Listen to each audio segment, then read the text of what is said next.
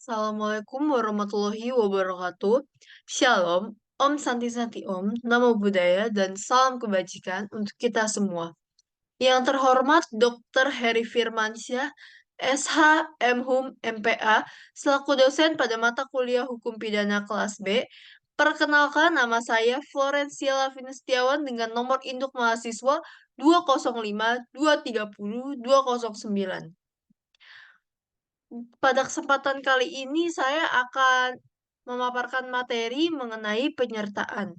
Dan materi-materi yang ada dalam presentasi saya kali ini adalah diambil dari buku-buku prinsip-prinsip hukum pidana menurut Prof. Edi. Penyertaan atau delneming. Penyertaan Prof. Edi dalam bukunya ini, prinsip-prinsip hukum pidana, itu menyatakan bahwa penyertaan itu adalah perluasan terhadap pelaku yang dapat dimintakan pertanggungjawaban pidana dan bukan delik yang berdiri sendiri. Lalu penyertaan itu juga diatur dalam pasal 55 sampai 62 KUHP, tetapi yang akan menjadi fokus saya pada kali ini adalah pasal 55 KUHP. Pasal 55 KUHP mempunyai isi sebagai berikut. 1. Ayat 1. Tindak pidana dipidana sebagai pelaku tindak pidana. Ke-1. Mereka yang melakukan, yang menyuruh melakukan, dan yang turut serta melakukan perbuatan. Kedua, mereka yang dengan memberi atau menjanjikan sesuatu dengan menyalahgunakan kekuasaan atau martabat dengan kekerasan, ancaman, atau penyesatan, atau dengan memberi kesempatan, sarana, atau keterangan sengaja menganjurkan orang lain supaya melakukan perbuatan. Ayat 2. Terhadap penganjur, hanya perbuatan yang sengaja dianjurkan sajalah yang diperhitungkan beserta akibat-akibatnya. Lalu dari rumusan pasal 55 KUHP tadi, itu digolongkan itu digolongkan ada 4 pelaku, yaitu sebagai berikut. Yaitu yang pertama ada plager. Plager itu merupakan pelaku utama. Plager itu adalah mereka yang melakukan sendiri perbuatan pidana. Dan plager ini Van Bemelen dan Van Hattum, menurut Van Bemelen dan Van Hattum, plager ini adalah orang yang memenuhi suatu rumusan delik atau orang yang memenuhi semua unsur dari rumusan delik. Dan dapat dikatakan bahwa plager ini merupakan pelaku utama dari suatu tindak pidana. Lalu kemudian ada Don Plager. Don Plager ini menyuruh melakukan tindak pidana. Dan di dalam buku Prof. Edi ini, prinsip-prinsip hukum pidana, di halaman 366, itu menyatakan bahwa Don Plager atau menyuruh melakukan adalah orang yang menyuruh melakukan atau Don Plager ini sudah pasti diliputi oleh kesengajaan. Saya akan memberikan contoh kasus mengenai Don Plager, yaitu contoh kasusnya adalah A dan B. A dan B ini bersahabat. Tetapi seiring berjalannya waktu, A dan B ini semakin sering bertengkar. Kemudian A A ini menyuruh adiknya C yang masih berumur 10 tahun untuk melemparkan batu kepada B pada saat B sedang berjalan ke rumahnya. Kemudian C ini melemparkan batu kepada B atas perintah dari A dan mengakibatkan B ini luka pada kepala. Dalam kasus tadi, itu dapat disimpulkan bahwa A ini merupakan Don Plager yang menyuruh melakukan, dan C merupakan orang yang disuruh melakukan tindak pidana. Maka dengan demikian, yang akan dimintai pertanggungjawaban pidana adalah A dan bukan C. Lalu berikutnya ada Mede Plager. Mede Plager itu menurut MVT, itu adalah orang yang turut serta melakukan, ialah orang yang dengan sengaja turut berbuat atau turut serta mengerjakan terjadinya sesuatu. Dan menurut Prof. Edi dalam bukunya ini, prinsip-prinsip hukum pidana, itu menyatakan bahwa dalam ajaran Delneming itu, turut serta melakukan medeplegen, itu terdapat 3 kemungkinan, yaitu kemungkinan yang pertama. 1. Semua pelaku memenuhi unsur delik. 2. Salah seorang memenuhi unsur delik, sedangkan pelaku yang lain tidak. 3. Tidak seorang pun memenuhi unsur delik, namun secara bersama-sama memenuhi unsur delik tersebut. Saya akan memberikan contoh kasus. Contoh kasusnya adalah A dan B itu tidak saling mengenal, tetapi A ini membenci C dan berniat melukai C. Kemudian A mendatangi rumah C dan secara kebetulan A juga bertemu dengan B. Nah, karena niat A dan B itu sama, yaitu sama-sama ingin melukai C, maka A dan B ini bekerja sama. Nah, dalam hal ini, walaupun di antara A dan B itu tidak melakukan musyawarah sebelumnya, akan tetapi sadar bahwa mereka bertujuan sama, yaitu mencuri. Nah, disinilah ada Medepleger. Lalu berikutnya ada Whitlocker. Whitlocker ini menurut Van Hamel adalah kesengajaan menggerakkan orang lain yang dapat dipertanggungjawabkan pada dirinya untuk melakukan suatu perbuatan pidana. Contoh kasusnya, Z ini hanya menggerakkan U untuk mencuri di rumah S. Tetapi pada kenyataannya, U itu tidak hanya mencuri, tetapi juga melakukan kekerasan terhadap S. Nah, pertanyaannya adalah, apakah Z ini dapat dimintakan pertanggungjawaban pidana? Jawabannya adalah Z ini tetap dapat dimintakan pertanggungjawaban pidana terkait pencurian yang digerakkan olehnya, tetapi bukan kekerasan yang dilakukan oleh U terhadap S.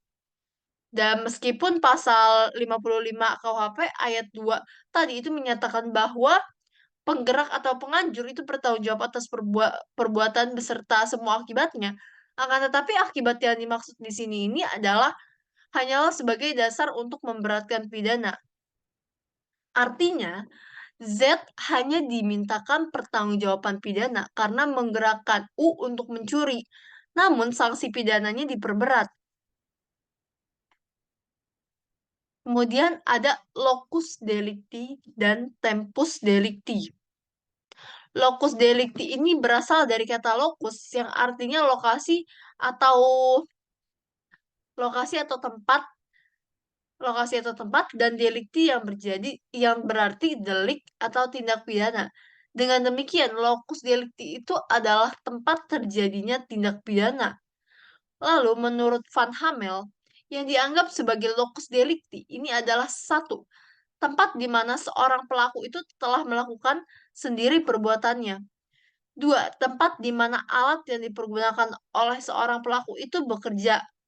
Tiga, tempat di mana akibat langsung dari sesuatu tindakan itu telah timbul. Dan yang terakhir yang keempat, tempat di mana sesuatu akibat konstitutif itu telah diambil. Nah, lokus delikti ini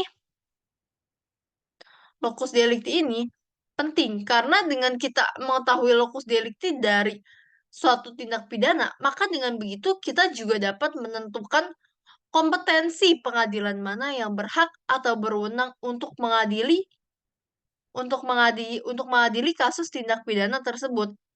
Serta dengan begitu kita juga dapat mengetahui apakah hukum pidana Indonesia itu berlaku terhadap tindak pidana tersebut atau tidak. Dan locus delicti ini juga sebagai syarat yang mutlak sah untuk sebuah surat dakwaan. Lalu ruang lingkup hukum pidana menurut locus delicti ini, yang satu itu tidak dipersoalkan siapa yang melakukan tindak pidana di wilayah itu, baik itu WNA maupun WNI. Jika melakukan tindak pidana di wilayah Indonesia, maka akan tetap diberlakukan hukum pidana Indonesia yang sesuai dengan yang terdapat dalam pasal 2 Kitab Undang-Undang Hukum Pidana yang berbunyi aturan pidana dalam perundang-undangan Indonesia berlaku bagi setiap orang yang melakukan pidana di Indonesia. Yang kedua, berlakunya hukum pidana Indonesia menurut tempat itu diatur dalam pasal 2 sampai dengan pasal 9 Kitab Undang-Undang Hukum Pidana. Nah, pengaplikasian teori untuk menentukan locus delicti terhadap suatu contoh kasus, itu contohnya itu adalah Tono dan Tini sedang berkelahi di dalam terminal Grogol. Tini tergeletak dan mengalami luka-luka yang ditusuk benda tajam oleh Tono. Nah, kemudian Tini dilarikan oleh saksi ke Rumah Sakit Royal Taruma. Nah, karena di rumah sakit tersebut kekurangan alat, maka Tini dilarikan ke RSUD Kemayoran. Lalu kemudian 2 jam kemudian Tini meninggal karena lukanya tersebut lukanya tersebut itu semakin parah. Nah, lalu berdasarkan teori material, menurut teori ini tempat terjadinya tindak pidana ditentukan dari di mana dilakukannya perbuatan tersebut. Dan menurut teori ini, tempat terjadinya tindak pidana adalah Tono dan Tini di Terminal Grogol. Maka yang berhak mengadili kasus ini adalah Pengadilan Negeri Jakarta Barat. Lalu ada menurut teori alat. Nah, menurut teori alat ini, tempat terjadinya tindak pidana itu ditentukan dari tempat alat yang digunakan pelaku sebagai penunjang tindakan pidana. Karena dari kasus di atas tadi, alat yang digunakan untuk menusuk Tini itu digunakan di Terminal Grogol, maka dengan begitu pengadilan yang berhak menangani kasus ini adalah Pengadilan Negeri Jakarta Barat. Lalu ada teori akibat. Nah, menurut teori ini itu tempat timbulnya akibat tindakan pidana tersebut itu di yang dikategorikan sebagai locus delicti. Nah, jadi dari kasus di atas itu akibat perkelahian tersebut, akhirnya kan Tini itu tewas di RSUD Kemayoran. Nah, maka pengadilan yang berhak mengadili kasus ini itu adalah Pengadilan Negeri Jakarta Pusat. Lalu ada teori gabungan. Teori gabungan, menurut teori ini terjadinya tindak pidana itu ditentukan berdasarkan dengan tempat perbuatan itu dilakukan. Tempat perbuatan itu dilakukan, tempat pelaku itu menggunakan alat dan tempat. Alat dan tempat di mana munculnya akibat dari tindakan pidana. Nah, menurut teori ini, pengadilan yang dapat mengadili kasus Tono dan Tini itu adalah Pengadilan Negeri Jakarta Barat atau Pengadilan Negeri Jakarta Pusat. Kalau berikutnya kita akan masuk ke tempus delicti. Tempus delicti ini berasal dari kata tempus yang artinya itu tempo atau waktu, dan delicti ini yang berarti delik atau tindak pidana. Nah, jadi dapat disimpulkan bahwa tempus delicti ini adalah waktu terjadinya suatu tindak pidana. Kemudian tempus delicti ini adalah penting karena berhubungan dengan pasal-pasal yang ada di KUHP dan HIR. Nah, saya akan menjelaskan mengenai tempus delicti. Dengan mengetahui tempus delicti, ini kita dapat menentukan kapan terjadinya suatu tindak pidana tersebut dan juga menentukan apakah undang-undang pidana dapat digunakan untuk mengadili terdakwa yang melakukan tindak pidana tersebut. Dan pengaplikasian teori ini untuk menentukan tempus delicti terhadap suatu contoh kasus adalah sebagai berikut ya contohnya. Tina itu berusia 18 tahun dan Tini berusia 15 tahun. Nah, mereka ini merupakan seorang kakak beradik.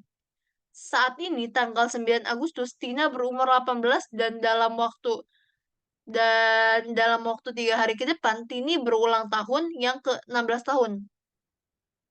Nah, Tina dan Tini ini bertengkar pada tanggal 10 Agustus. Nah, karena kesal, Tini ini pun mengambil kedua benda tumpul dan langsung memukul Tina. Kemudian Tina pun tak sadarkan diri dan dilarikan ke rumah sakit. Dan tepatnya pada tanggal 15 Agustus, Tina meninggal dunia karena benturan benda timbul tersebut. Nah, menurut teori perbuatan fisik, menurut teori ini, waktu terjadinya tindak pidana itu terjadi pada saat perbuatan pidana tersebut dilakukan oleh pelaku. Maka dari kasus tersebut, waktu terjadinya tindak pidana menurut kasus tadi itu adalah 10 Agustus di mana Tini masih berusia 15 tahun yang belum memenuhi syarat umur minimal yang terdapat dalam pasal 45 KUHP. Maka dari maka dari itu, seperti yang telah ditegaskan dalam pasal 45 KUHP, hakim memutuskan untuk mengembalikan Tini kepada orang tua untuk dididik tanpa dijatuhi hukuman pidana dan diserahkan kepada pemerintah dan dimasukkan ke rumah pendidikan negara guna didik hingga perilaku Tini berubah dan sampai berusia 18 tahun. Kemudian ada kemungkinan juga Tini dijatuhi hukuman menurut perbuatannya dengan pengurangan 1/3 dari hukum semestinya. Lalu ada juga teori bekerjanya alat yang digunakan. Nah, menurut teori ini, waktu terjadinya tindak pidana tersebut itu digunakan atau bereaksi. Nah, benda tumpul yang digunakan bereaksi saat umur Tini belum 16 tahun. Nah, umur tersebut itu menurut KUHP dikategorikan belum cukup umur, maka hakim dapat memberikan vonis dari tiga pertimbangan tersebut. Kemudian ada teori akibat. Nah, di teori akibat, waktu terjadinya tindak pidana, menurut teori ini, itu sudah mulai timbul akibat dari tindakan tersebut. Dan akibat dari pemukulan tersebut itu terjadi saat tanggal 15 Agustus di mana Tini sudah berusia 16 tahun dan dianggap sudah cakap hukum. Maka dari itu, hakim dapat memutuskan tindak pidana tersebut itu sudah sesuai dengan hukum yang berlaku. Dan dari teori locus dan tempus delicti ini dapat disimpulkan bahwa locus dan tempus delicti ini sangat penting ya untuk sebuah kasus dan menentukan pengadilan mana yang berwenang dan untuk membuat surat dakwaan yang dibuat oleh jaksa penuntut umum dan sebagainya. Dan perumusan tempus dan locus delicti ini juga secara limitatif biasa dilakukan oleh seorang jaksa penuntut umum dengan syarat jaksa penuntut umum tersebut itu telah meyakini bahwa dari locus maupun tempus delicti itu telah benar dan tidak diragukan lagi supaya dapat mengurangi resiko pada penuntutan. Dan penentuan teori dari locus dan tempus delicti ini dalam tindak kejahatan cyber itu sedikit lebih sulit dibandingkan dengan tindak pidana pada umumnya. Yang mana tindak pidana pada umumnya itu terjadi di dalam alam nyata yang sudah jelas tempat kejadiannya. Dan pada kejadian cybercrime ini, para penegak hukum itu lebih sering mengacu kepada teori perbuatan material dan teori akibat. Dengan begitu, lebih mempermudah penentuan waktu dan tempat tindak pidana cybercrime ini. Dan mengenai cybercrime, pengadilan negeri yang mengadili tindak pidana cybercrime itu maupun tindak pidana pada umumnya adalah sama karena sesuai dengan yang telah diatur dalam pasal 84 KUHP yang berbunyi pengadilan negeri yang berwenang mengadili perkara di mana tindak pidana itu terjadi, pengadilan negeri yang di dalam daerah hukumnya terdakwa bertempat tinggal, berdiam, terakhir, dan tempat ia ditemukan. Sebagian benar saksi yang dipanggil lebih dekat pada tempat pengadilan negeri itu. Jadi di dalam cybercrime memang sebenarnya lebih sulit untuk menemukan lokus dan tempus delicti suatu kejadian tindak pidana. Baik, sekian presentasi yang bisa saya berikan pada hari ini. Mohon maaf bila ada salah-salah kata. Akhir kata saya ucapkan terima kasih.